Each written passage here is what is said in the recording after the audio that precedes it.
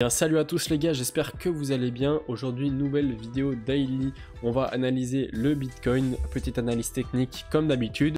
Aujourd'hui, on va se pencher un peu plus sur le long terme. On va voir pourquoi on n'arrive pas à breaker ce niveau au niveau des 30 000 $. On va voir ce qui nous retient encore et ce qui pourrait arriver dans le futur. On va parler vite fait de la macroéconomie, mais on va pas parler de news spécifiques. Enfin, voilà le programme de la vidéo. Vidéo assez courte comme d'habitude, ça reste une vidéo d'analyse technique. Donc c'est parti. On va rentrer directement dans le vif du sujet. On est sur le Bitcoin en daily.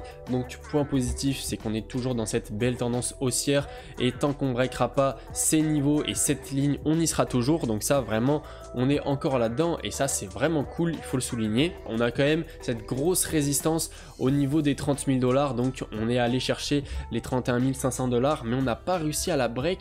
Et ces niveaux, c'est l'un des plus importants sur le Bitcoin parce que quand on regarde dans le passé, vous allez voir que les schémas sont les mêmes et qu'on bloque toujours sur cette target de prix. C'est vraiment incroyable la mémoire que le cours a. Donc pour résumer, déjà maintenant ça fait plusieurs mois depuis début avril qu'on est dans ce range et qu'on n'arrive pas à passer ces 30 000 $. La dernière fois qu'on y était, c'était en juin 2022 et comme vous pouvez le voir, le cours avait déjà pris comme support cette ligne avant de s'effondrer plus bas. Donc rien à voir avec maintenant parce que maintenant on l'a plus comme résistance et à l'époque c'était comme support, mais ça veut dire qu'il y a quand même une zone d'attrait qui est très importante sur ces niveaux-là. Et si on remonte encore plus dans le temps, vous pouvez voir que donc pareil là, au niveau donc entre mai 2021 et juillet 2021, quand on avait fait donc notre plus bas là entre nos deux plus hauts, et ben c'était à ce niveau là aussi, au niveau des 30 000 $. Donc deuxième grosse corrélation importante. Et la troisième qui est un petit peu plus légère, c'était avant d'entamer le bull run quand on sortait de notre période d'accumulation en janvier 2021. Voilà, on avait fait un petit dip, une petite correction et pareil, on s'est arrêté aux 30 000 $. Tout ça pour dire que c'est totalement normal qu'on passe pas cette résistance directement parce que forcément, il y a beaucoup d'institutionnels qui sont présents soit à la vente, soit à l'achat. Ça dépend des périodes dans lesquelles Bitcoin est, mais forcément, vous vous doutez bien qu'on peut pas casser directement cette résistance. Donc ce qu'on risque de faire, étant donné que on n'a pas de volume, qui est très important, ça je vous le répète dans chaque vidéo, vous connaissez à comprendre, c'est qu'on risque de revenir sur cette ligne. Ça m'étonnerait qu'on arrive à break directement cette ligne et qu'on aille directement aux 40 000 $. En tout cas, les probabilités ne sont pas pour. Ce qu'on risque de faire en revanche, c'est donc de retomber comme ceci sur notre ligne, sur notre bas de tendance, mais ce qui serait encore ok, hein. On n'aurait pas cassé la tendance, donc tout irait bien, tout se passerait pour le mieux.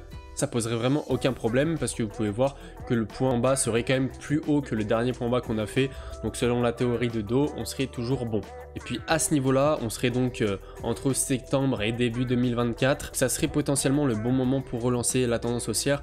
Puis en plus de ça, comme vous pouvez le voir, là on a cette zone d'accumulation entre les 0,618 et les 0,786. Donc ça serait vraiment pas déconnant de revenir comme ça sur la ligne et pourquoi pas faire une petite mèche comme ça dans la zone d'accumulation pour remonter directement et puis après quand le cours est bon repartir. À l'heure actuelle, on a la macro, certes on a des bonnes news qui arrivent avec l'ETF Bitcoin etc, mais au niveau du price action et des différents indicateurs, c'est vraiment pourri parce qu'on n'a pas de volume. On bloque sur une résistance depuis plusieurs mois et ça c'est vraiment pas bon parce que quand il y a de l'incertitude dans le marché, souvent c'est qu'on va aller à la baisse, même si on peut totalement faire une hausse, hein. Mon discours est toujours à nuancer. Je tiens à le vous rappeler quand même, c'est juste des probabilités, on n'a plus de chance de baisser, mais on peut très bien monter demain et exploser et faire un plus 15%. Statistiquement en tout cas, c'est pas le plus probable. Enfin voilà les gars, j'espère que ma vidéo vous aura plu. J'ai essayé de vous expliquer un petit peu comment je voyais le marché en ce moment et essayer de vous expliquer comment le marché pourrait réagir. Si la vidéo vous a plu, n'hésitez pas à mettre un like comme d'habitude, à vous abonner pour les nouveaux. Moi je vous dis c'était CBX, à la prochaine pour une nouvelle vidéo, allez ciao.